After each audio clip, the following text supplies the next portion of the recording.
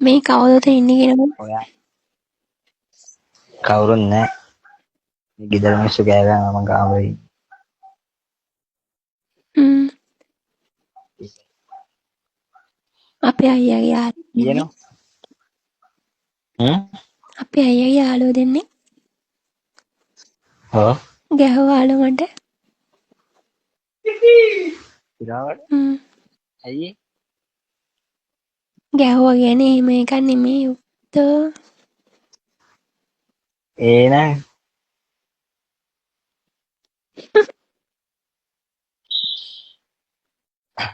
දැන් ඉදුන් නැද්ද?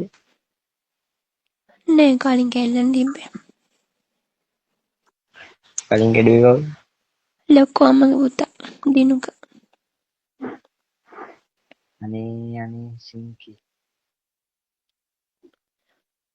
අවුරුදු 13 ඒ දී කැඩුවේ. 13 දී. හ්ම්. මම ලොකු ළමයෙක් වුණේ අවුරුදු 10 5 වසරේදී. අඩු වයසින්නේ. හ්ම්. දැනටි ඔක්කොම මේ වගේ සීන් එකක් මේ දෙන්නේ 5 වසර 6 වසර වගේනේ. අපි හිටියා මේ මොන්ටිසෝරි අන්නන්ගේ කෙනෙකුත් මේ ලොකු ළමයෙක් වුණා. ඔව්.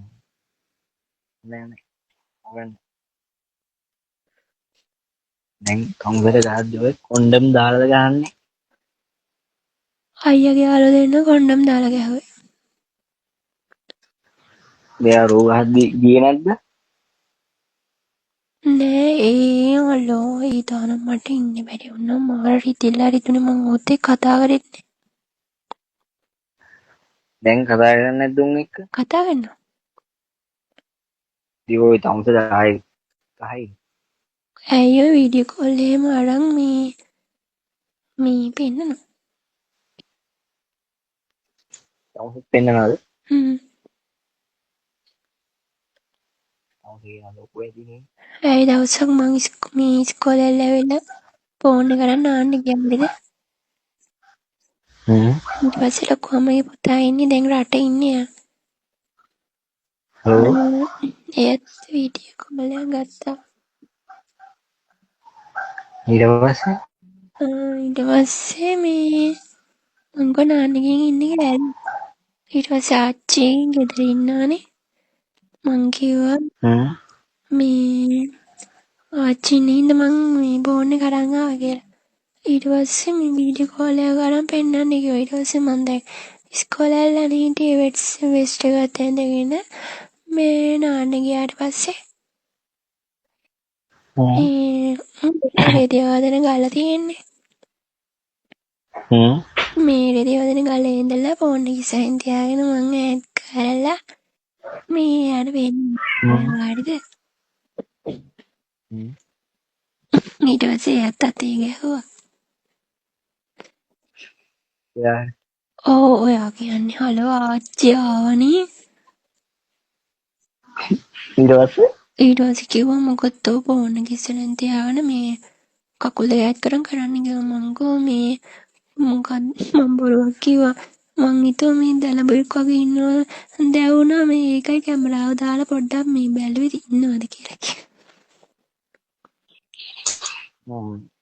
ඊට පස්සේ කිව්වා උඹේ දැලඹුවාටත් යන්න තැනක් නැතුවද කියලා. ගෙවල් වල බකමුණේ පොළොන්නරුවේ නැහැ. නේද? දඹුල්ලට කිට්ටු. බකමුණ ඉස්කෝලේ කියලා මං හිතුවේ. අර පොළොන්නරුවේ තියෙන්නේ.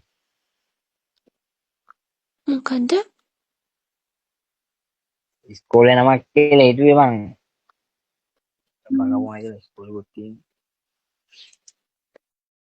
මොකෝ වෙන්නේ දැන් මොකද කරන්නේ? මොකොන්ද ඉස්කෝලේ නිවාරණේ? කවුරුත් කෝල් එකක් ගත්තේ නැහැ. අපෝ ඒ ගන්න ගෲප් එකකින් එහෙම. ගන්නවා ඉතින්.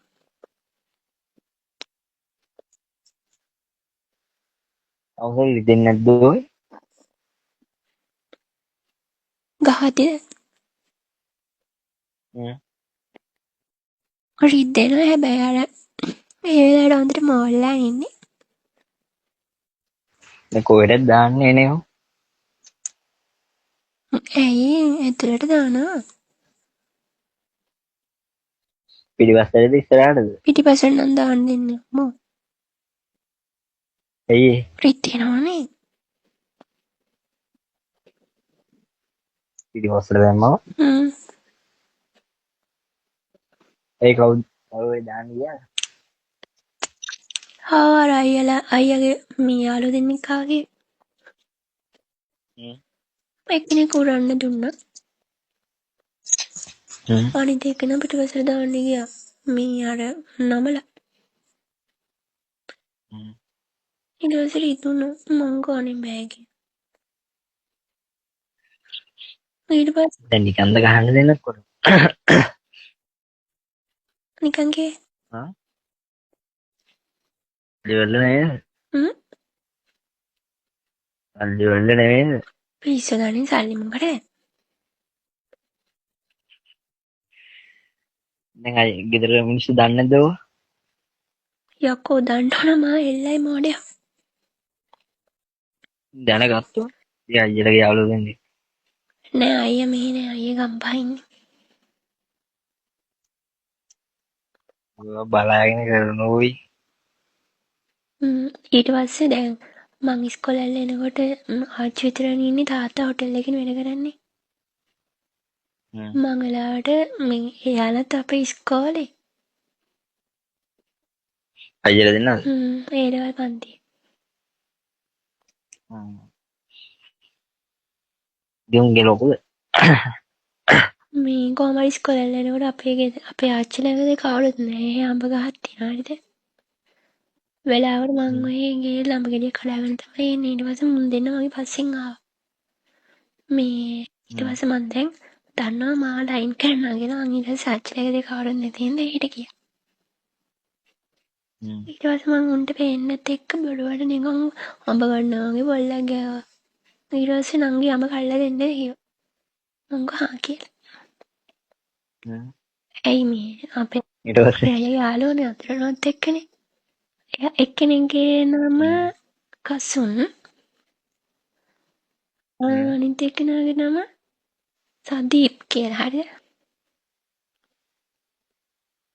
මේ ඊට පස්සේ මේ කඩලා දුන්නා. මං කිව්වා මේ මෙහෙම කන්න බෑනේ මිරුණු මිනිස්සු එහෙමත් ඕනේ කියලා ආච්චිලාගේ ඇතුළේ ගෙහෙත් තියෙන බඩු. ඊට පස්සේ මං ගියා මේ මට නානන්න බෑ කක්කු මේ අතේ චුට්ටක් තුවාලයක් තියෙනවා කියලා. අපි අන්නලා දෙන්නම් කියලා ගියා. ඊට පස්සේ දැන් මම වතුරේ කොම්බු ඉවර පස්සේ මගේ ඇඟේ වතුර ඇල්ලුණා හරිද? මගේ අතේ දැන් අඹ ගෙඩිත් එක්කනේ. ඊට පස්සේ මං ගා ලේන්සුව නම් දෙන්නකෝ කියලා. මං ඇයි මං ගා වතුර ටික පියදාන්න. ඉන්නවා කියලා අර එක්කෙනෙක් පියදැම්මා.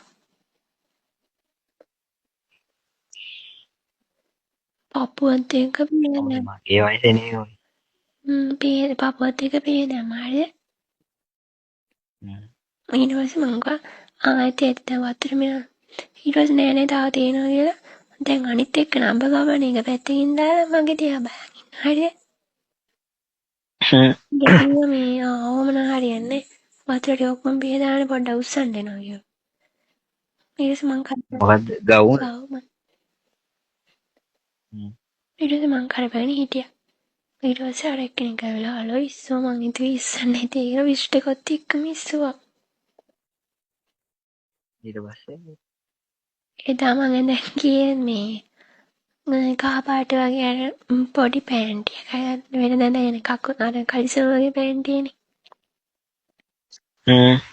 ඊට පස්සේ ඒක මේ නංගිව වගේ දාලා ඉතින් ගිහින් තිබ්බේ අර පොඩි එකේ. දන්නවනේ. ඊට පස්සේ ඒක දැක්කා. මම ඉදුනේ තවස් කෙල්ලෙක් කියලා මම නම්බරේ කොල්ලෙක්ට දුන්න ඌ මැසේජ් එකක් දැම්මා. ඌ කියනවා දැන් කෙල්ලෙක් කියලා. කවුද? උන්ට කවුරුද මැසේජ් එකක් දැම්මද? කී දෙනෙක් නම් මැසේජ් දාලා අහන්න ඕන්න දියාගෙන කියනවා